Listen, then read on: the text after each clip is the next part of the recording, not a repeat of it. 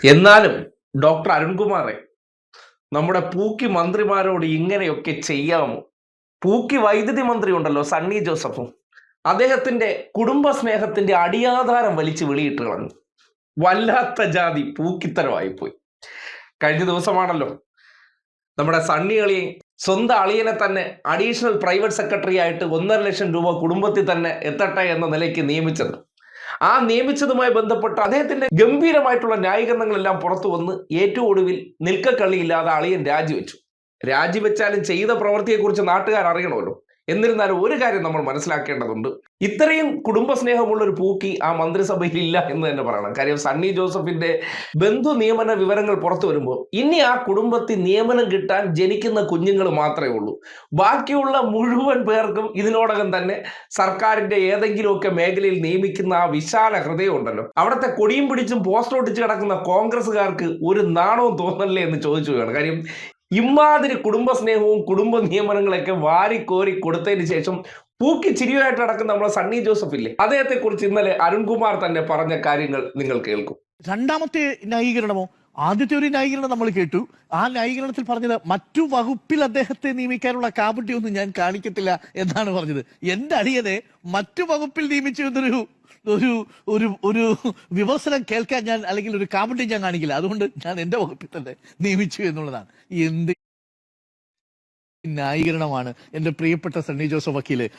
സണ്ണി വക്കീൽ പറയാണ്, ഇന്നലെ KPCC-യിൽ രൂക്ഷമായ വിമർശനം ഉണ്ടായതിനു ശേഷം മാതൃകാപരമായ പൊതുപ്രവർത്തനം നടത്തിയ ആളാണ്. എം വി ജയരാജൻ ഒരു ആക്ഷേപം ഉന്നയിച്ചിട്ടുണ്ട്. നേരത്തെ മാധുവും പിയാർസലും ഒക്കെ പറയുന്നു, ഉളിക്കൽ പഞ്ചായത്ത് പ്രസിഡന്റായിട്ടിരുന്ന കാലത്ത് ഒരു കുളം, ആ കുളത്തിന്റെ പേരെന്താണ്, പരിക്കുളം അല്ലെ, പരിക്കളം കുളം നിർമ്മാണവുമായി ബന്ധപ്പെട്ട് വിജിലൻസ് അന്വേഷണം പ്രഖ്യാപിച്ചിട്ടുണ്ടായിരുന്നു. അന്ന് പഞ്ചായത്ത് പ്രസിഡന്റായിട്ടിരുന്നപ്പോൾ, ആകെ ജനപ്രതിനിധിയായിട്ട് 2 ടൈമിൽ ഇരുന്നപ്പോൾ ഒരു ടൈമിൽ ഒരു വിജിലൻസ് കേസ് കൂടി വാങ്ങിച്ചു വെച്ച കക്ഷിയാണ് ഈ പറയുന്ന ബെന്നി തോമസ്. ആള് ക്വാളിറ്റിയുള്ള ആളാണ്, ആ കാര്യത്തിൽ എനിക്ക് സംശയമൊന്നുമില്ല.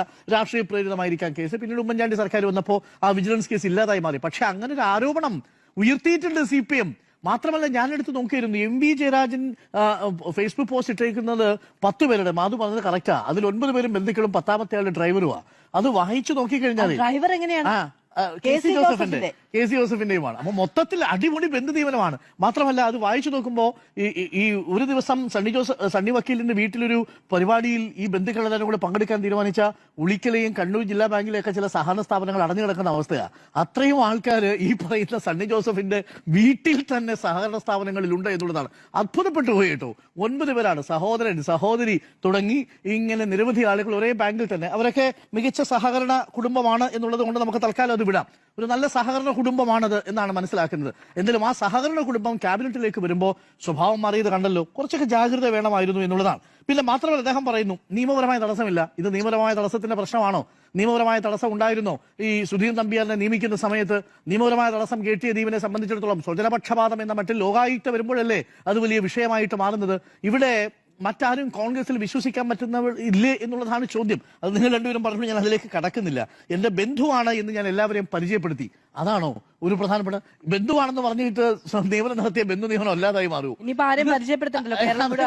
ഇതെന്റെ അളിയനാണ്, എന്റെ അഡീഷണൽ സെക്രട്ടറി ആണ് എന്ന് പറഞ്ഞ് പരിചയപ്പെടുത്തിയത് കൊണ്ട് അത് ബന്ധു നിയമനം അല്ലാതായി മാറുന്നില്ല. അത് നിങ്ങൾ പരസ്യമായി തന്നെ പറയാ. എന്നിട്ട് പറയാ, തന്റെ ചീഫ് ഏജന്റ് ആയിരുന്നു, DCC പ്രസിഡന്റ് ശുപാർശ ചെയ്തു, റെക്കോർഡ് ഭൂരിപക്ഷത്തിൽ ജയിച്ച പഞ്ചായത്ത് മെമ്പറാണെന്ന് ഓർമ്മ വേണം. പഞ്ചായത്ത് മെമ്പർ റെക്കോർഡ് ഭൂരിപക്ഷത്തിൽ ജയിച്ച പഞ്ചായത്ത് പ്രസിഡന്റ് ആവണം നിങ്ങൾക്ക് പാർട്ടി പിന്തുണയുണ്ടെങ്കിൽ. അതല്ലാതെ സ്വന്തം അളിയന്റെ വകുപ്പില് ഈ പറയുന്ന സ്പെഷ്യൽ സെക്രട്ടറി, അഡീഷണൽ സെക്രട്ടറി ആയിട്ട് ഉള്ള നിയമനത്തിനുള്ള യോഗ്യതയല്ല പഞ്ചായത്തിൽ ജയിച്ചു കയറുക എന്നുള്ളത്. പിന്നെ അത്യന്തം ഖേദകരമായ ഒരു റിമാക്സ് വന്നത് ഈ സണ്ണി ജോസഫിനെ പ്രതിരോധിക്കാനുള്ള ആവേശത്തിനിടയിൽ K മുരളീധരൻ പറഞ്ഞതാണ്, പിണറായി വിജയനും മുഹമ്മദ് റിയാസും എങ്ങനെ നിങ്ങൾക്ക് താരതമ്യം ചെയ്യാൻ പറ്റുക? മുഹമ്മദ് റിയാസ് ജനപ്രതിനിധിയായി ഒരു മണ്ഡലത്തിൽ നിന്ന് വിജയിച്ചു വന്നയാളാണ്. അവിടെ ഇക്കുറിയും CPM അടിപതറുമ്പോൾ പോലും അവിടെ ബേപ്പൂരിൽ നിന്ന് വിജയിച്ചു വന്ന MLA ആണ്. അതിനെ എങ്ങനെയാണ് നിങ്ങൾക്ക് ബന്ധു നിയമനമായിട്ട് പറയാൻ കഴിയുക? അത് ജനങ്ങളുടെ നിയമനമാണ് സാർ. രണ്ടിനെയും നമുക്ക് താരതമ്യം ചെയ്യാനേ കഴിയില്ല. അങ്ങനെയാണെങ്കിൽ ഒരു ഭാഗത്ത് നിങ്ങളുടെ MP ഉണ്ട്, ഇന്നിപ്പോ ആ MPയുടെ ഭാര്യ കേരളത്തിലെ മന്ത്രിസഭയിൽ ഒരു മന്ത്രിയായിട്ട് തുടരുന്നുണ്ട്. ബന്ധു നിയമനം എന്ന് പറഞ്ഞ് ആക്ഷേപിക്കാൻ പറ്റൂ? അങ്ങനെ ആക്ഷേപിക്കാൻ പറ്റില്ല. അത് കേട്ടില്ലേ? ആ ഏരിയയിലെ കോൺഗ്രസ്സുകാരിൽ ഒരു മനുഷ്യർക്ക് ഇതുവരെ ഇങ്ങനെ ഒരു സഹായം കിട്ടിയിട്ടില്ല. കുടുംബത്തിനകത്തുള്ള മുഴുവൻ പേരും, അത് കൊച്ചച്ഛനാവട്ടെ, മച്ചമ്പി ആവട്ടെ, അല്ലെങ്കിൽ വലിയച്ഛനാവട്ടെ, ഇനി എല്ലാവരും സഹകരണ പ്രസ്ഥാനത്തിന്റെ ഭാഗമാക്കിയിട്ടുണ്ട്. ബാങ്കുകളിൽ എല്ലാത്തിലും സർക്കാർ ശമ്പളം ഉറപ്പാക്കി കൊടുത്ത ആ കുടുംബസ്നേഹം ഉണ്ടല്ലോ, അത് നമ്മൾ കാണാതെ പോയിരുന്നു. ഏതൊരു കുടുംബത്തിലും ഇതുപോലൊരു വ്യക്തിയാണ് ഉണ്ടാകേണ്ടത്. കാര്യം രക്ഷപ്പെടുത്തണമെന്നുണ്ടെങ്കിൽ എവിടെയെങ്കിലും എത്തിക്കഴിഞ്ഞാൽ കുടുംബക്കാരെ മുഴുവൻ രക്ഷപ്പെടുത്തുന്ന ആ വിശാല ഹൃദയം ഉണ്ടല്ലോ. ഇവരെക്കുറിച്ച് കേരളത്തിലെ ഏതെങ്കിലും മാധ്യമങ്ങൾക്ക് വാർത്തയുണ്ടോ? മാധ്യമങ്ങൾക്ക് വാർത്തയില്ല.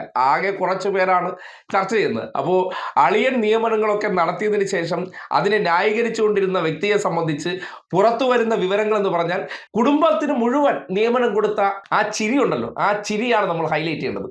ചിരിക്കാത്തതാണ് വലിയ പ്രശ്നമെങ്കിൽ 916 ആയി ചിരിക്കും. ചിരിച്ചുകൊണ്ട് ചെയ്യുന്ന പ്രവൃത്തികൾ എന്തൊക്കെയെന്ന് ആലോചിച്ച് നോക്കിയേ. ഇത് മുഴുവൻ വിവാദമാക്കാൻ നിന്നാൽ എന്താണ് അവസ്ഥ?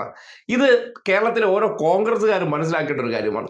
അവരെ സംബന്ധിക്കുന്നിടത്തോളം എന്താണ് ഈ പുറകെ നടന്നിട്ട് വല്ല കാര്യമുണ്ടോ?